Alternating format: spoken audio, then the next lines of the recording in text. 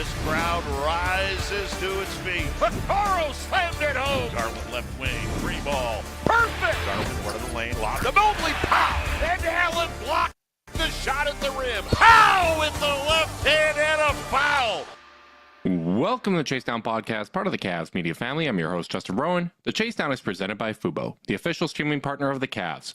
Watch over 350 channels of live sports and TV, including Bally Sports Ohio, without cable. There's no cost and no commitment. Try for free at FuboTV.com/Cavs. We got some transactions for your Cleveland Cavaliers. Donovan Mitchell has agreed to an extension with the Cavs, which is obviously the most important and the number one thing on the agenda when it came to this offseason. We are going to dive into that and a whole lot more about this offseason. But first, I got to introduce my co-host, Carter Rodriguez. How you doing, buddy? I'm doing good. I'm so glad, we saw this reported about a week ago. Now it's official, and it means we get to talk about it. We get to weigh in, and one of the true pains of the moratorium is not getting to dunk on folks right away. But I got time. It's, the worst kept secret in the league, Carter. It was said time and time again. No way that this was going to happen. You needed to win an NBA championship for him to agree. And a whole lot of people speaking on behalf of Donovan Mitchell that aren't Donovan Mitchell. And I think that that's a really important thing as we are in peak silly season. When we're in peak rumor season, transaction season, and all of that, there's a whole lot of people speaking on behalf of players that don't necessarily represent what's going on.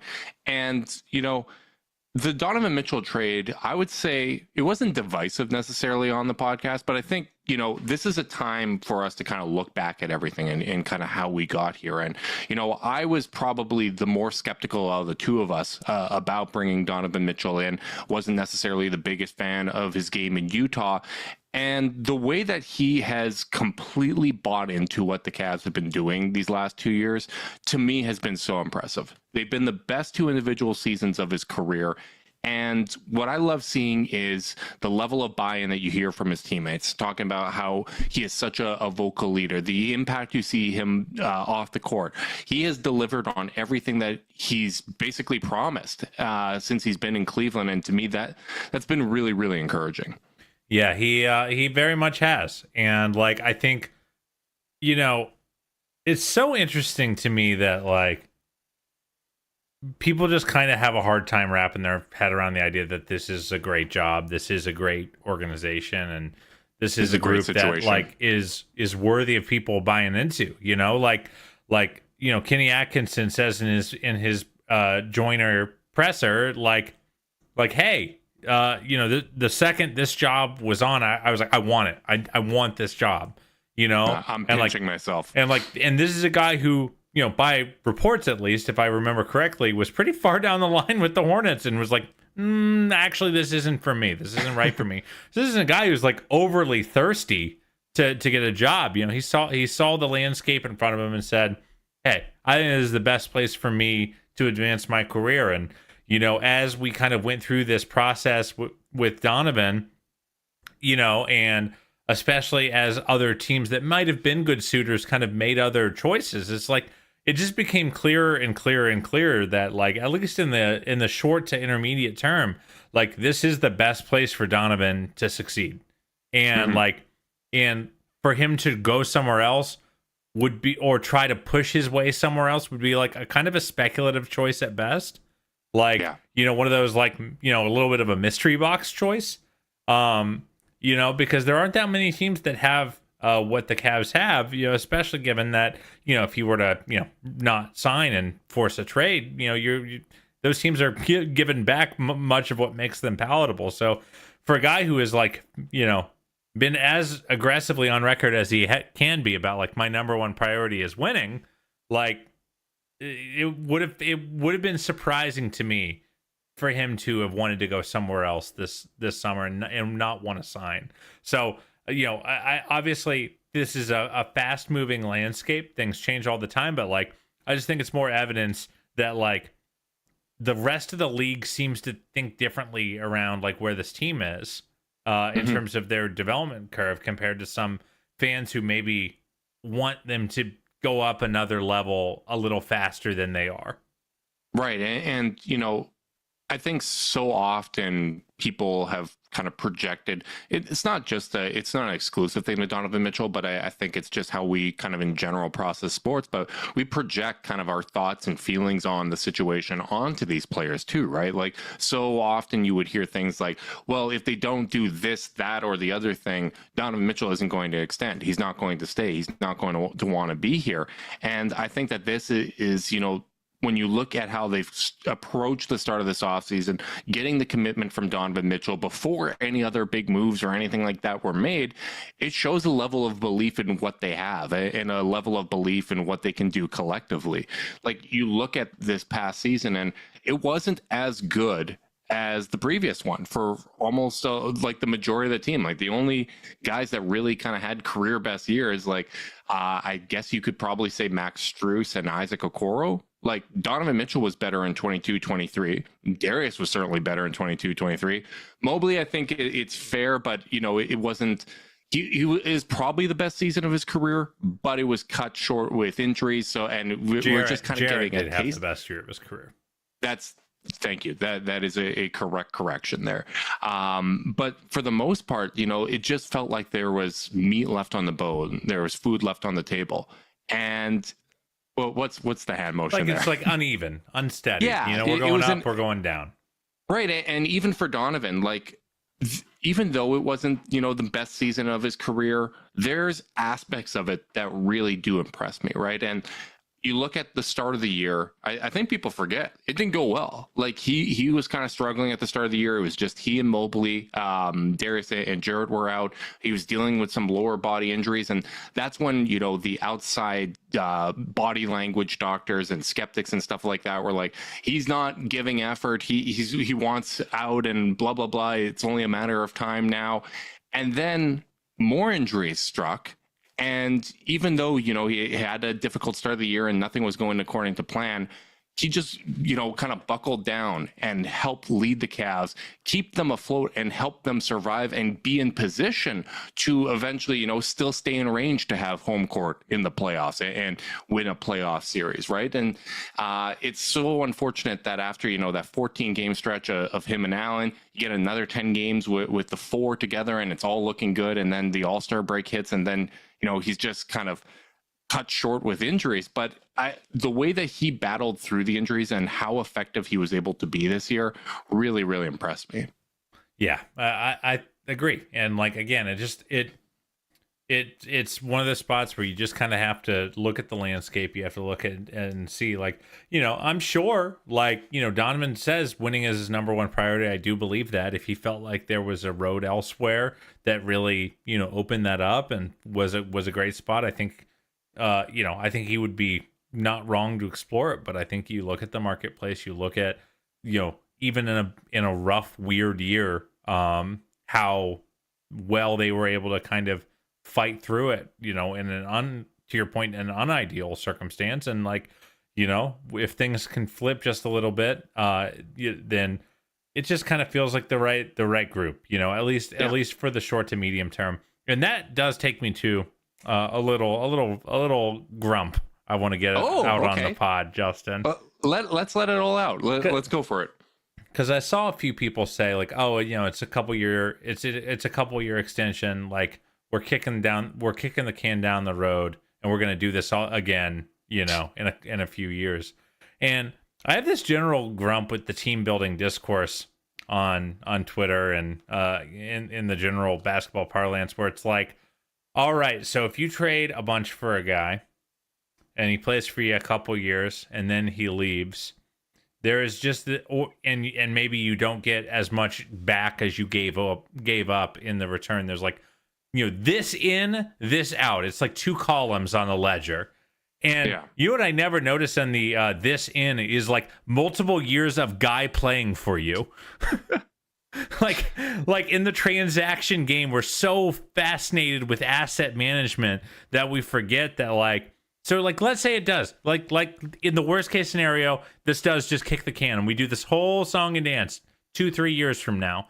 We got 2-3 more years of an all NBA level guard. Yeah.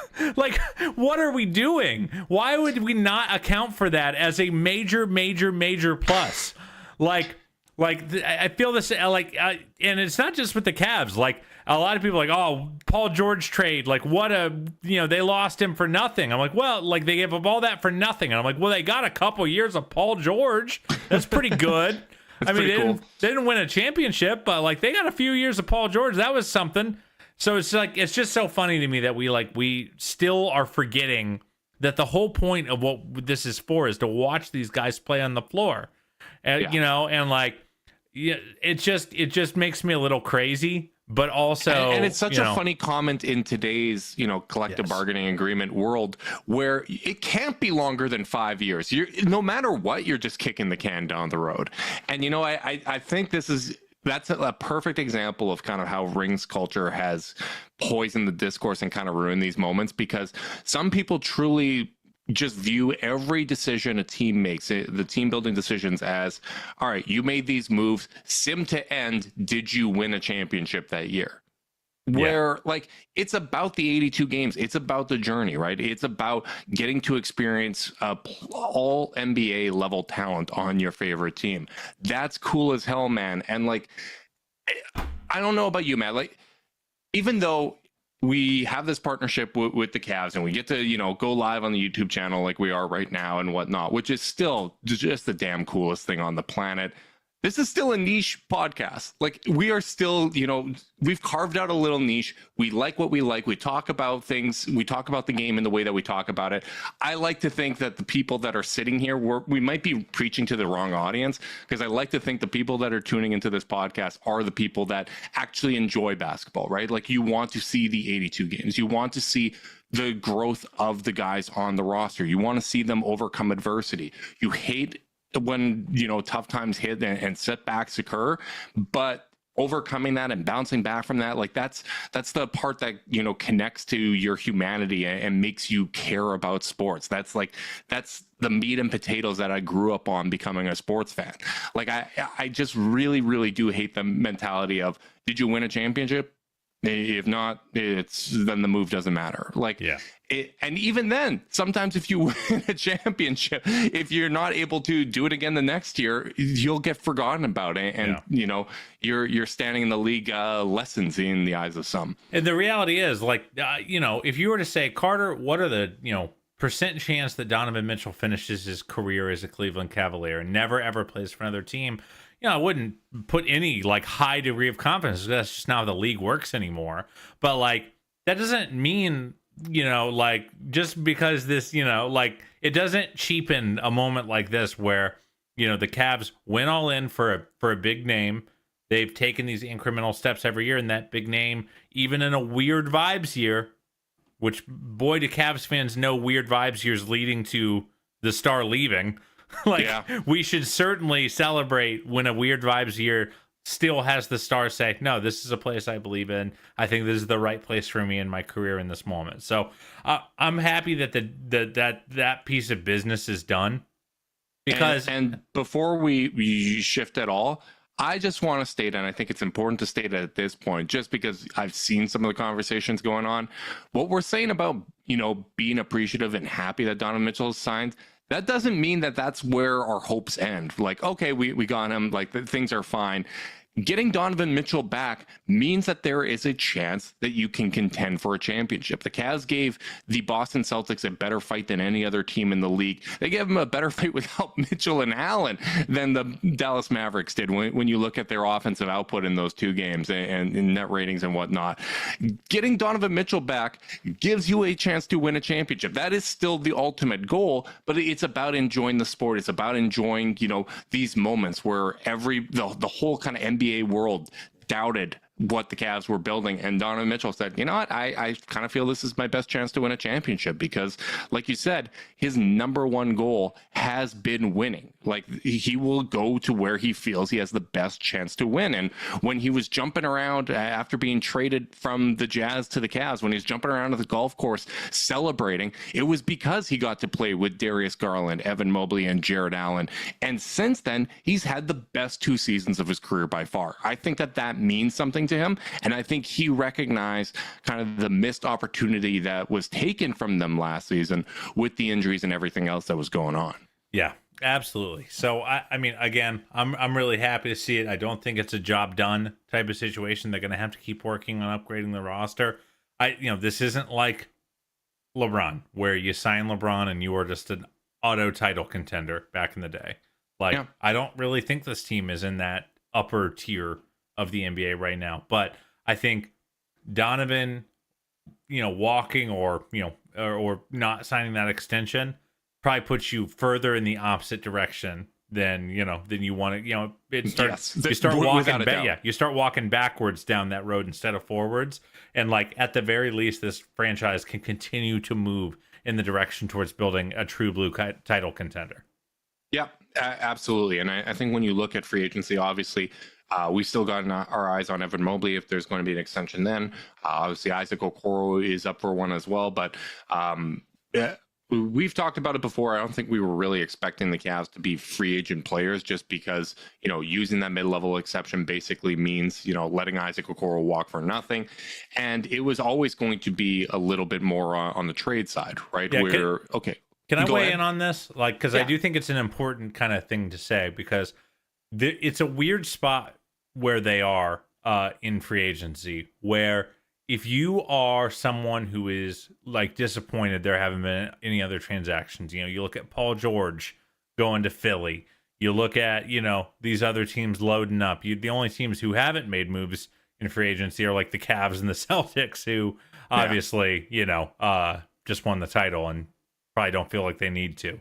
So I get why you might have hoped for some more like formal activity in terms of bringing in new names. That's part of the fun of the offseason. And that is part of it. It's just like, it's a bummer to not have the fun of like Cavs signed player X. But one thing I would caution fans against is if you are someone who wants them to make a big swing with their roster construction, whether that's trading a huge core piece or reshuffling guys 5 through 9 in their roster,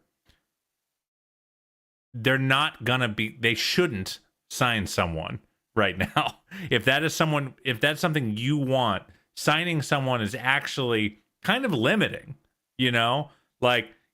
because they have to make a move, to make a transaction like a trade or something like that, you don't want to have extra, names on your books. Salary and roster spots. Yes. Yeah. You need flexibility. So it's like, if you are someone who is both mad they haven't made a big kind of paradigm or like meaningful roster shifting trade, and you want them to have signed at the very least some minimum, end of bench guys, those two thoughts are actually kind of incongruous. Like one kind of precludes the other. Like if the Cavs go out and sign 2 minimum contracts tomorrow, I'm probably assuming they're mostly going to run back the team next year. That's just, I mean, that's a, an educated guess. There's always room for me to be wrong, but like generally that's what that would inform me of. So I think it's really important to know you can't have your cake and eat it too. If you're grumpy about both those two things, I would suggest you pick one thing to be more grumpy about.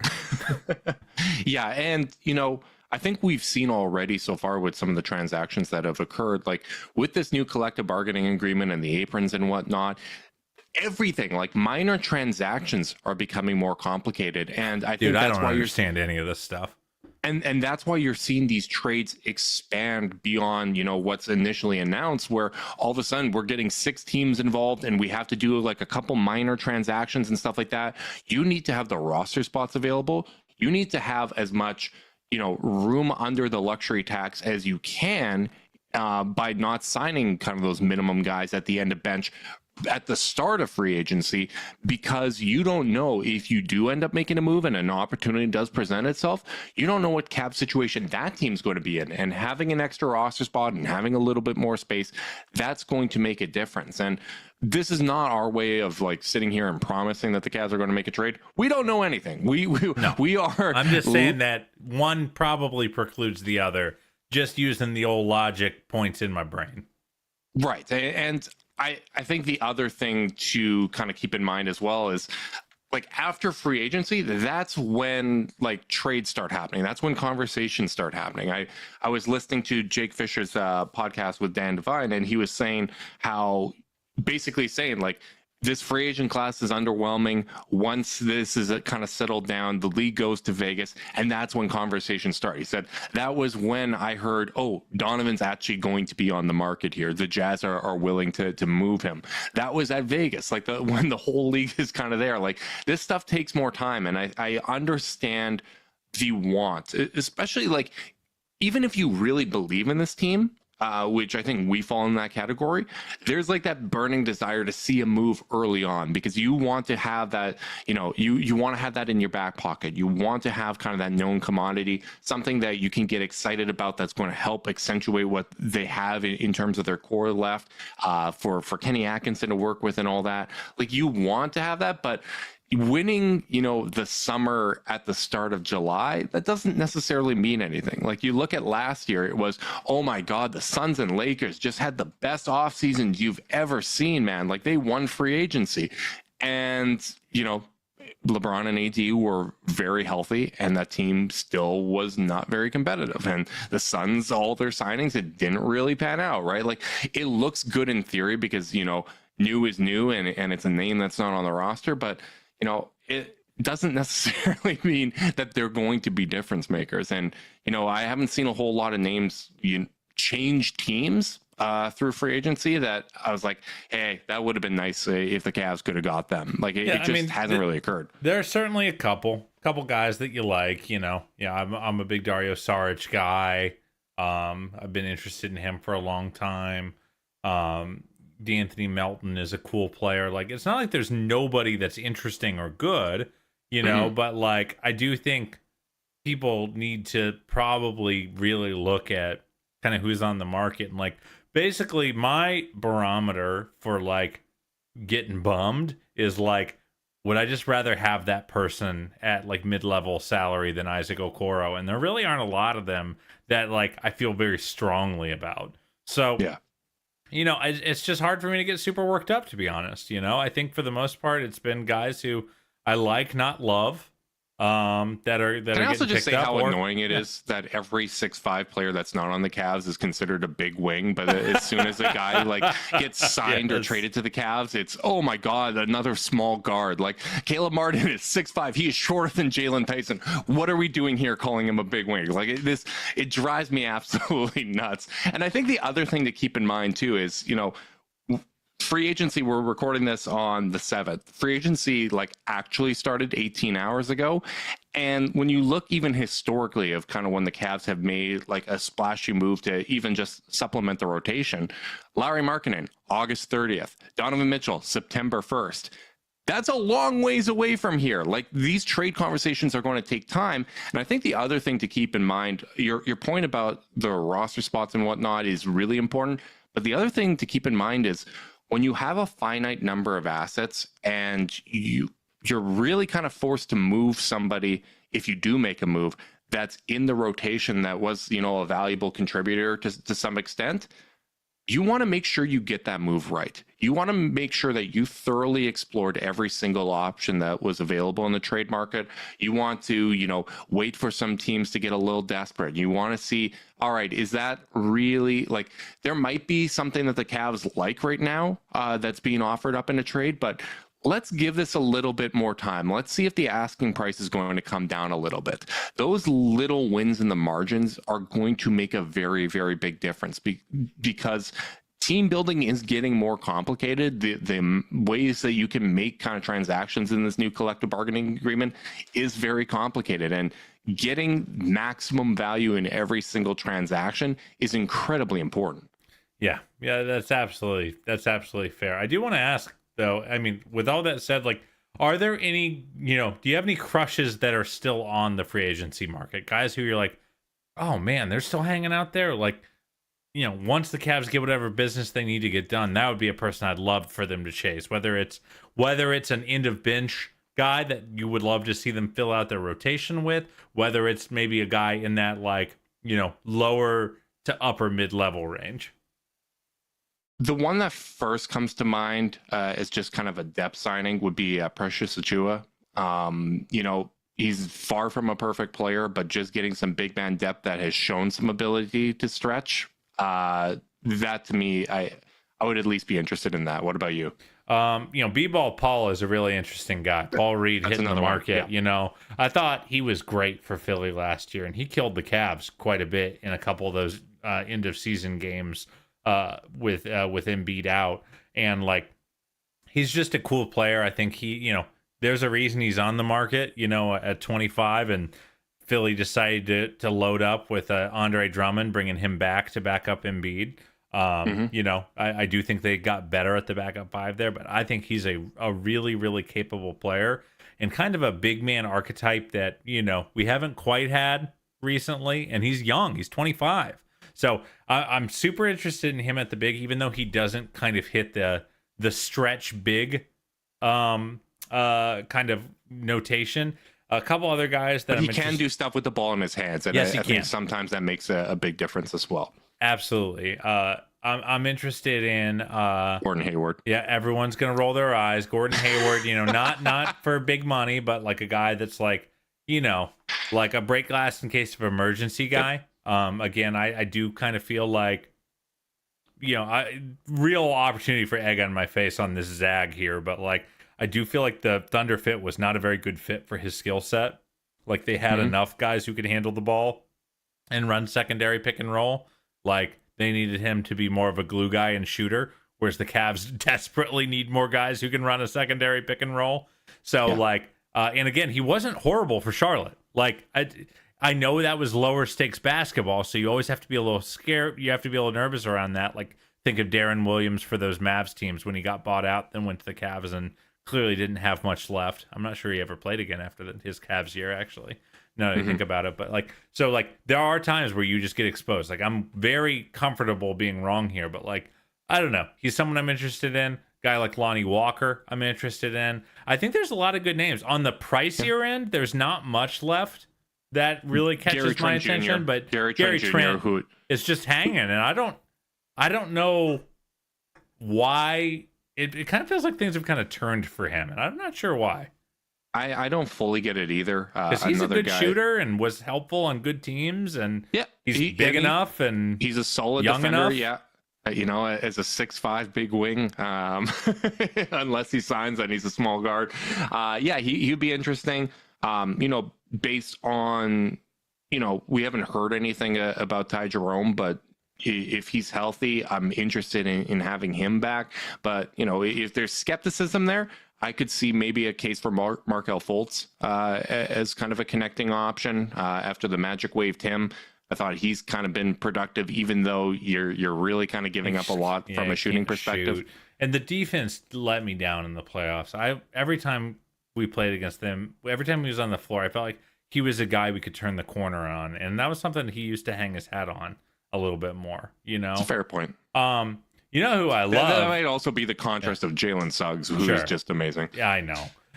You know who I love that is not a fit for this team at all, that I'm surprised is still in the market, is Tyus Jones. Like, I don't really think he fits for us, because the reality is the backup 1 and the backup 5 is always going to be a hard job for the Cavs to fill, because our starting 2 is our backup 1 and our starting 4 is our backup 5, Right. So really, like, your backup 1 is really your third string 1 a lot of the time, unless you want to play really, really small or really, really big all the time.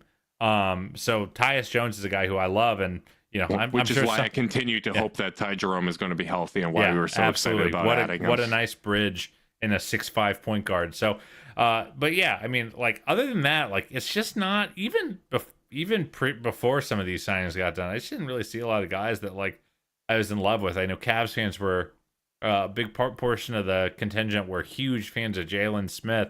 And like what I would always ask is like, I would always challenge you if you see a guy who's 24 who slashed like 60-40 at 6'11", that's a pretty good jumper, and his team was like, we'll see you later. I always and the fans weren't upset, and the fans did not seem to care at all. I always challenge, that's the Jared Jack test. I think that's always a thing that like I would recommend everyone check in on the Bulls mid-year next year to see how that's going. They won't.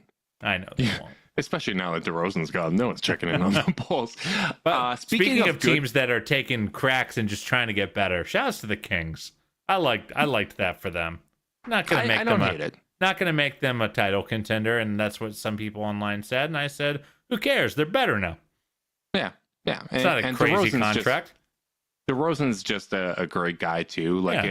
That was a situation where I saw a lot of Bulls fans kind of being like, I'm happy for DeMar. Like, he's underappreciated. You watch him on a nightly basis and you just get how hard he works and just like how invested he is. So, I'm happy for Kings fans there.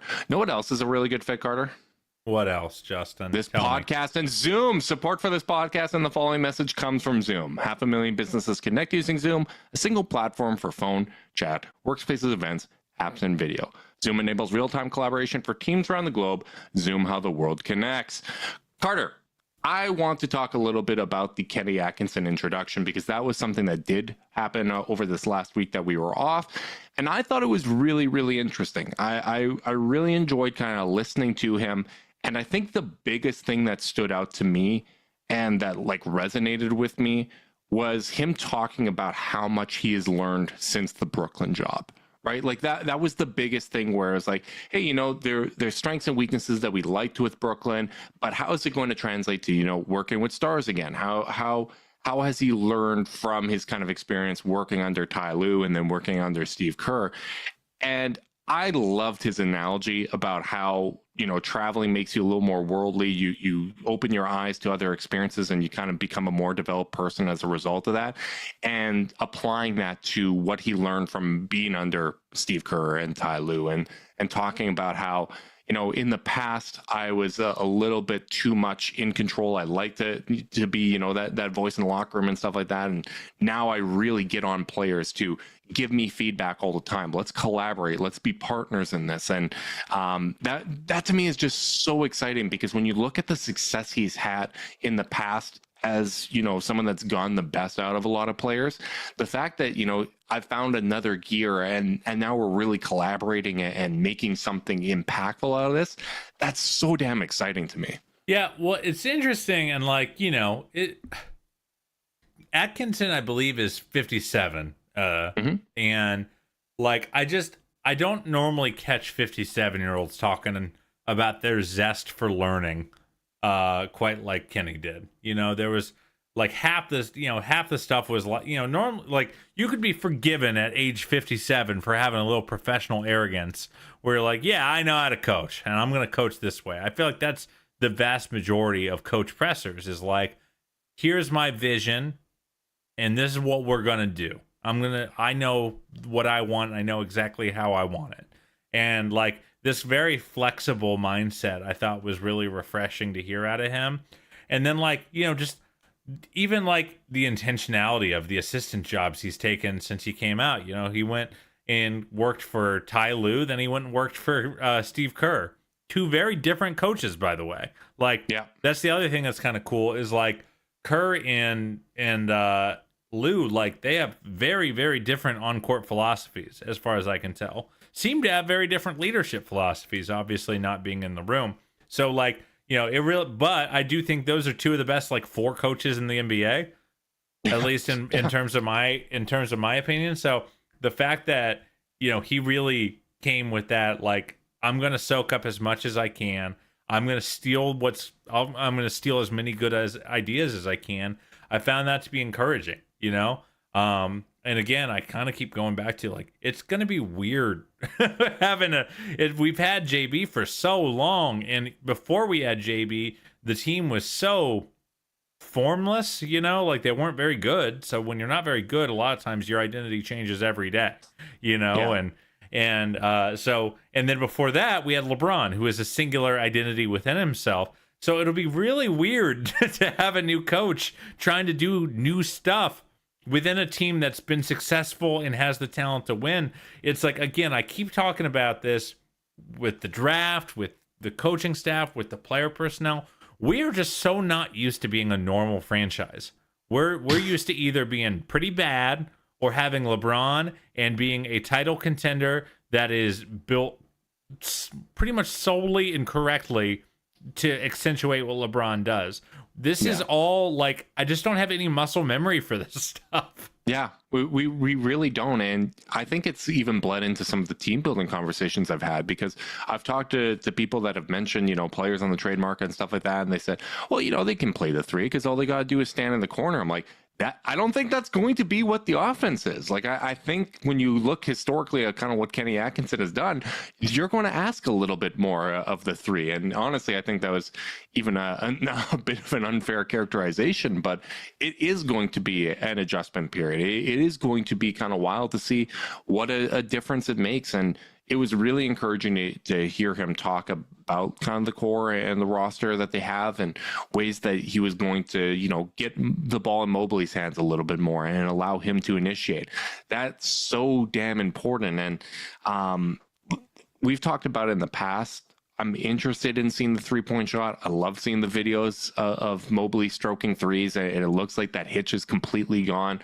I've definitely got my eye on that, but I really want to see the ball handling. And I know that that's something that he's posted videos of him working on, but I really do think that the ball handling is going to help unlock so much for him, because when you look at some of the best teams that kind of have these unicorn bigs, the ability to put the ball in the court and get the defense to react is so crucial. Like that's how Miami has now, kind of pivoted to potentially moving Bam to the 4. Like you've seen so many of these teams that kind of had the unicorn 5 or whatever, move those guys to the 4, and Bam, Yes, who's also going to have to work on it? Chet Holmgren. Right. In the wake of them signing Hartenstein. And, Jaren Jackson Jr. is slid back to the 4 because they got Zach Edey, right? Like, you're seeing so many of these kind of changes. And the Bam one in particular, I think, is interesting because Ware is not a proven shooter at all. And as much as we talk about, Bam as kind of this unicorn stretch 5, Evan Mobley hit as many threes last season as Bam has in his career. That's a crazy stat. Like, that, and Bam's 27. Like, the biggest reason why I think it works for him, even though he's not, a proven 3-point shooter, is 1, the mid-range is strong, and 2 is the handle. Like, his ability to handle and kind of make those kind of reads off the dribble kind of help make that work, even though they don't have 2 shooting bigs. So it's going to be really, really interesting to see those changes. But I'm going to lean in harder and say, in terms of, like, you've heard me cite the Draymond Looney pairing a lot of, like, hey, the Warriors won a title with 2 dudes who are not good shooters, that are not consistently guarded. And, and Kenny brought that up a little bit at his presser, but I do think the biggest difference is Draymond makes plays with the ball in his hands.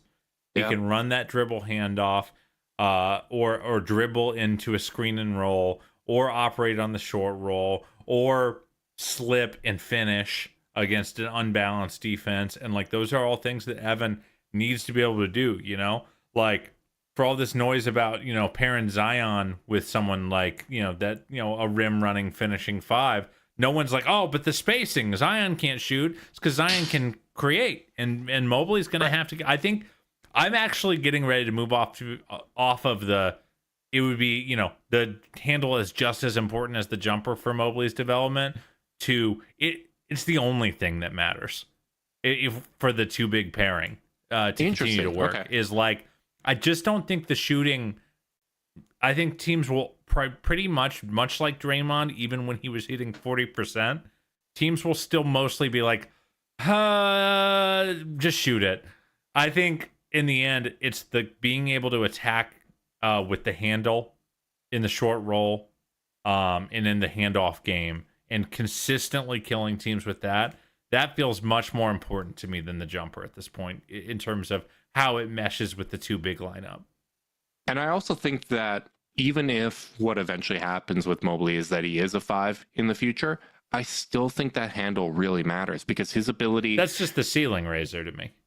Right. Like if he's able to do that even at the center position, you want him to be able to, when it's a bigger, less mobile 5, to attack from further out, right? Like, okay, now the center kind of has to come out because, you know, he has to somewhat respect the jumper, or if you're allowing him to kind of be under control and attacking the basket with momentum, it's just a whole lot harder to stop them. So you kind of have to come up, and then he's able to take advantage of that. Like, even if that is the way that this eventually plays out, I still think that skill level development is so damn important. And we've talked about it before. I think too often people talk about Mobley playing the center as just being some easy, okay, we'll flip the switch and that's going to, you know, make some sort of offensive leap happen, when he has played, I think, played half of his minutes at center, and his effective field goal percentage is lower when he plays the 5 compared to the 4, right? Like, the skill level development is the most important thing. And I thought that was fascinating that Kenny Atkinson was bringing up player development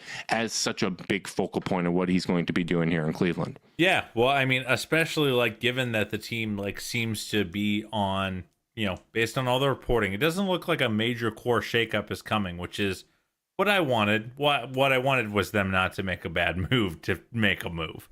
So I guess by extension, That's what I want.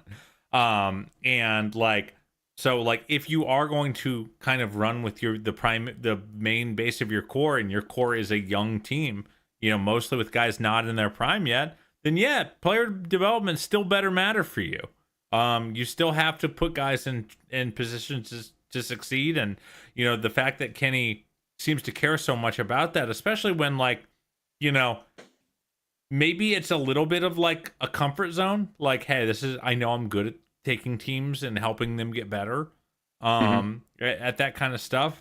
But like, you know, you would think, and he said this when they asked like about like taking a team, you know, he's already done the fun upstart team outperforming their expectations, and he said, you know, taking the Cavs to title contender status is the next challenge for him.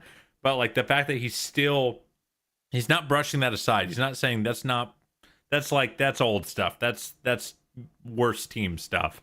I'm trying to get us to wring every ounce of basketball in every possession. No, he's still like, no, we have to guys got to get better. That's like our road to contention. And that's true. Like and to your point at the very beginning of this podcast, where not enough guys felt like they took jumps last year. Like it feels like maybe the organization knows that a little bit too.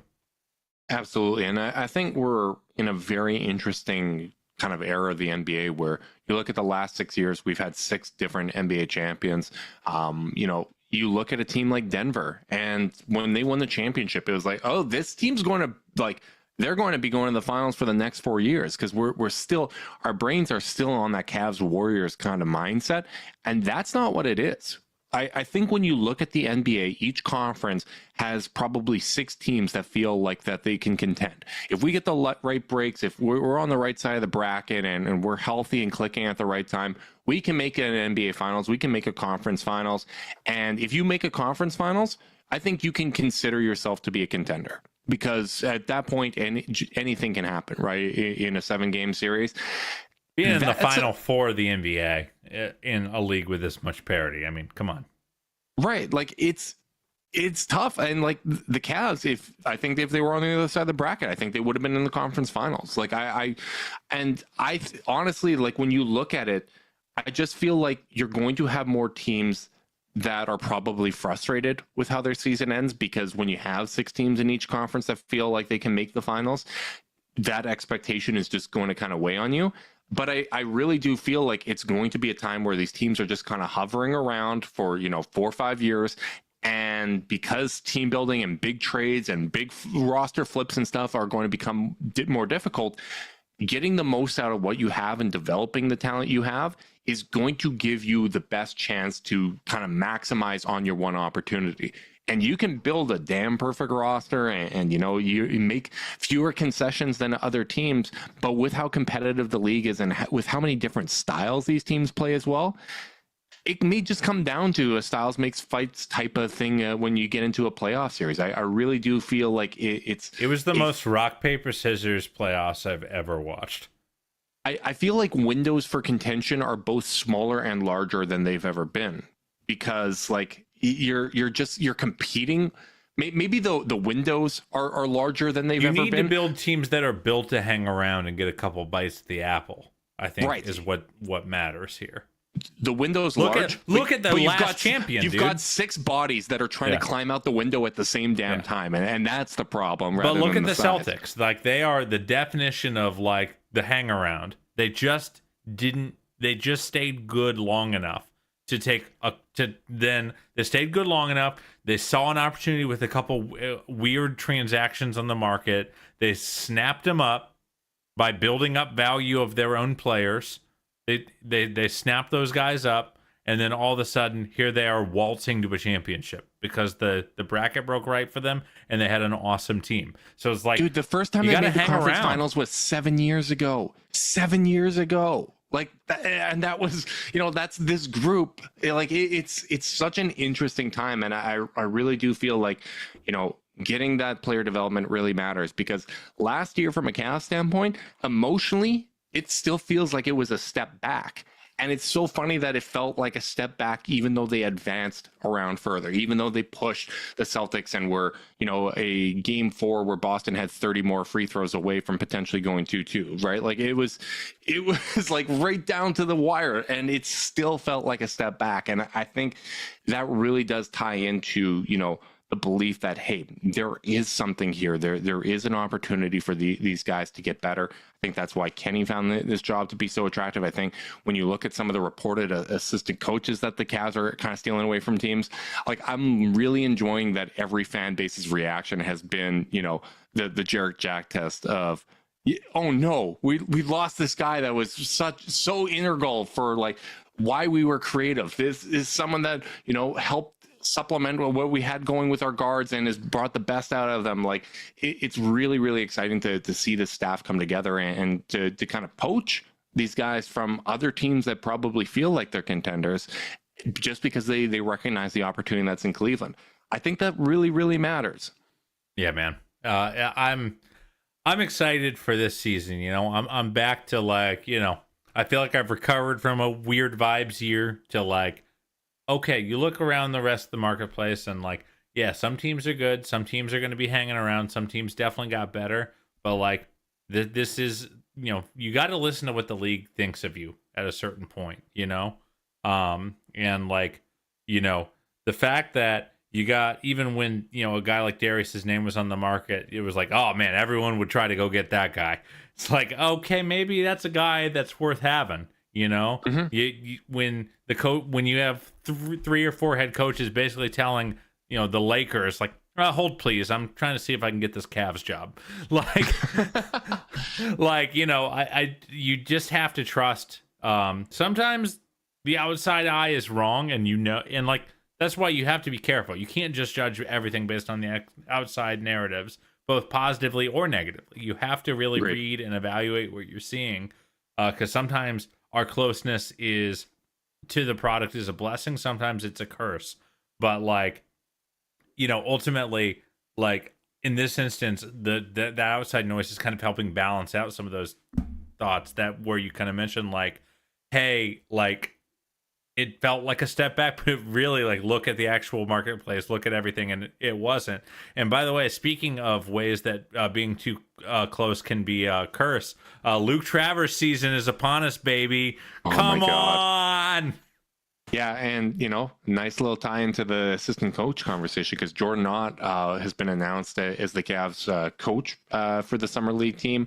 Some of the names that we'll be seeing on the court: Monty Bates, Pete Nance, Craig Porter Jr., Luke Travers, Jalen Tyson, and DJ Burns. Really excited to kind of see this group. Obviously, another fun summer league team. Thank you, Kobe. And it kind of makes some sense. I can see where these guys are going to be playing. I hope that, they get some real run, and, that Craig plays I just hope that Craig plays through the whole thing, because I think he just kind of helps make that roster make more sense and helps get everyone else going. But it's so nice, by the way, to have a point guard on your summer league roster that has job security, because it's like he can actually just go play point guard instead of try to win himself a job. And like, I think it's going to really help everyone else on the roster. And he was so good at the summer league last year. And I'm so excited to see what, after like a year of kind of NBA training, he's kind of got in store. I'm also really excited. I saw Monty Bates saying that he weighs 196 now. I think he was update the roster card, Cavaliers. Let's go.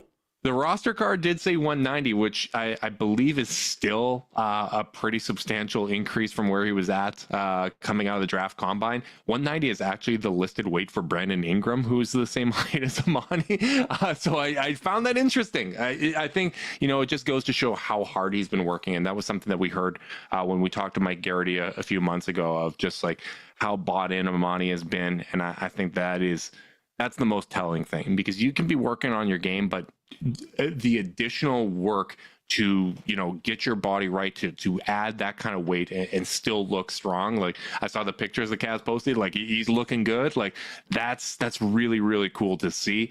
And it's cool to see Jordan Ott coaching this team, kind of top of the list. Did you kind of forget we were getting a whole we're getting a bunch of new coaches other than Kenny? Because I kind of forgot.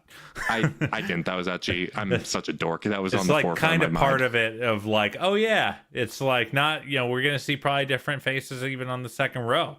Coaches are going to bring in their new guys and figuring out who joins up in the staff. It's, again, just a reminder, it's not a one-man job. Absolutely. These staffs are massive. That was one of my kind of lasting impressions from the COVID year, when like only necessary personnel was in the building. You got to see, oh my God, there is just like an army of dudes sitting on this bench, especially because they were all kind of like, the seats were separated. It looked like the arena was full with damn coaches. But Jordan Ott was a finalist for the Charlotte Hornets head coaching job. Very highly thought of. Again, he falls into that category of when it was announced that he was leaving the Lakers for the Cavs, I saw nothing but Lakers fans being upset that he was leaving.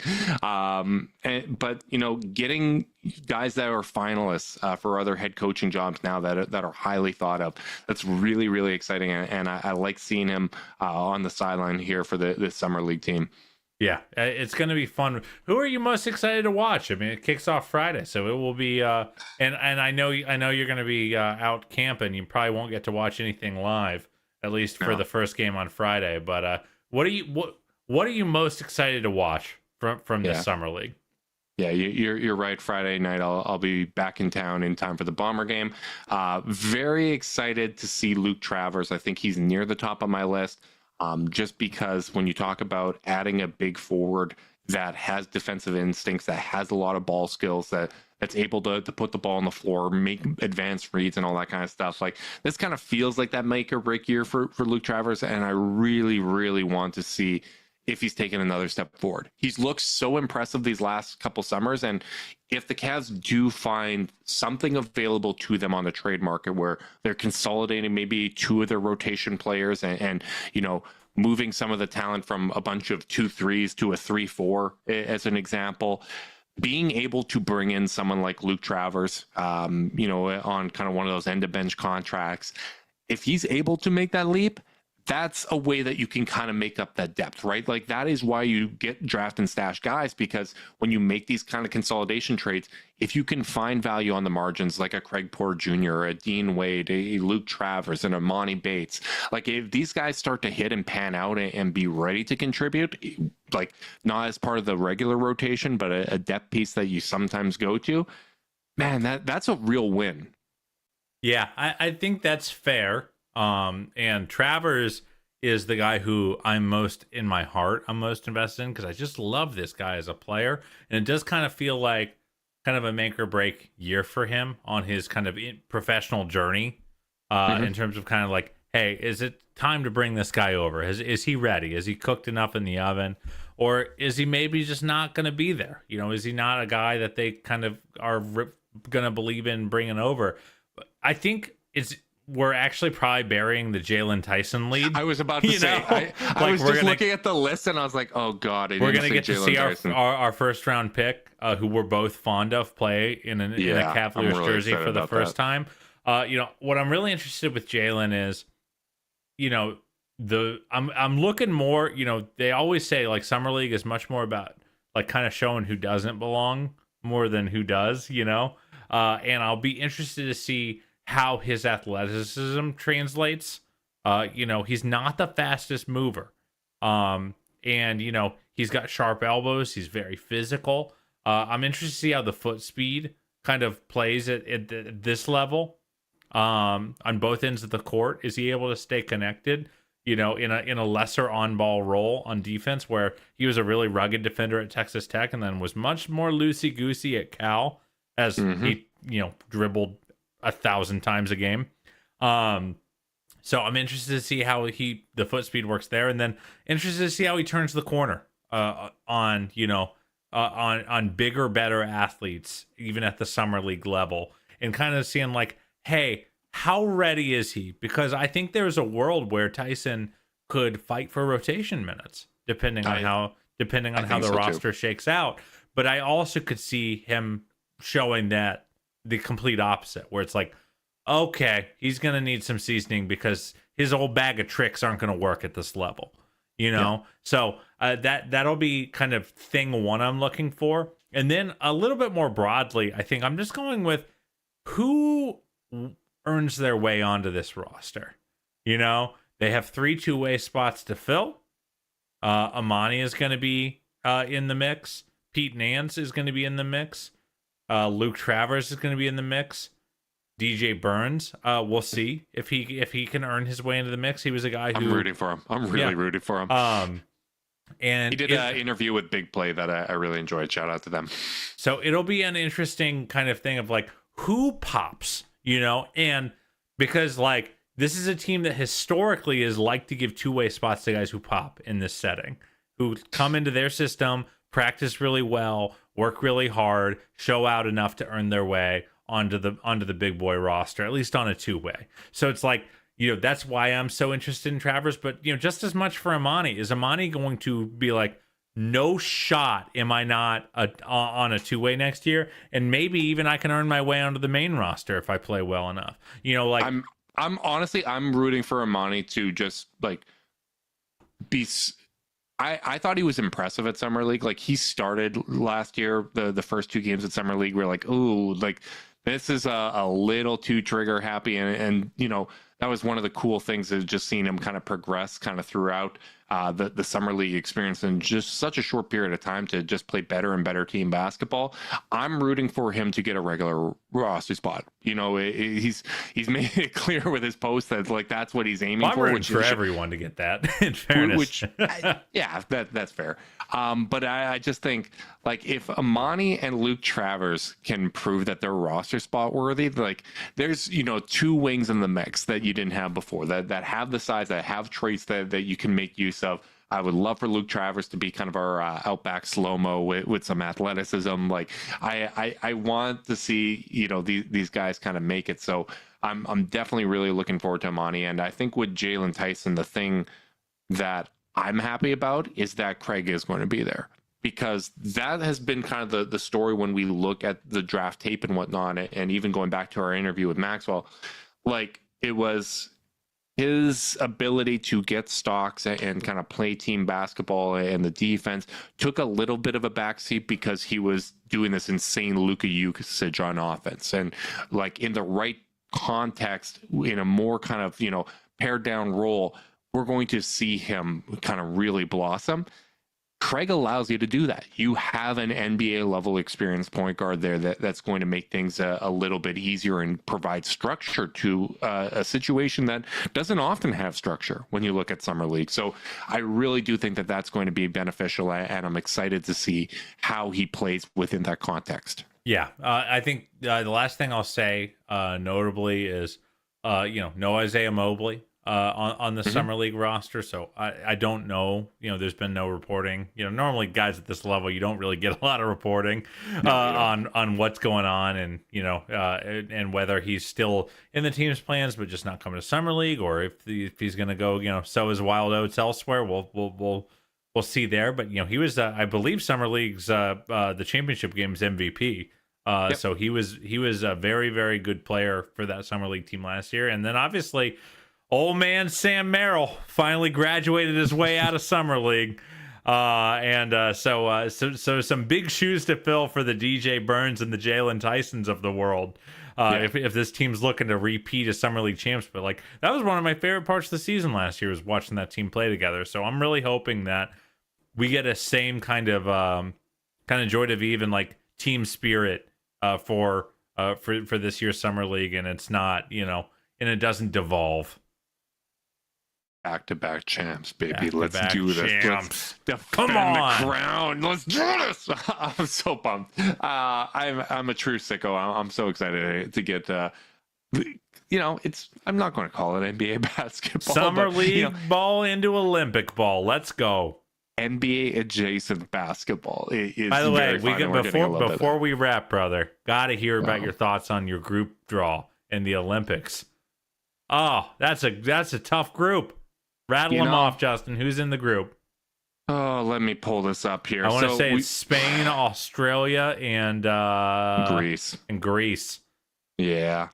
Yeah, obviously, this is once again the world being against Canada, but I see nothing but a bunch of frauds. You that should are get going out to of fall. that group. Canada is at least the second best team there.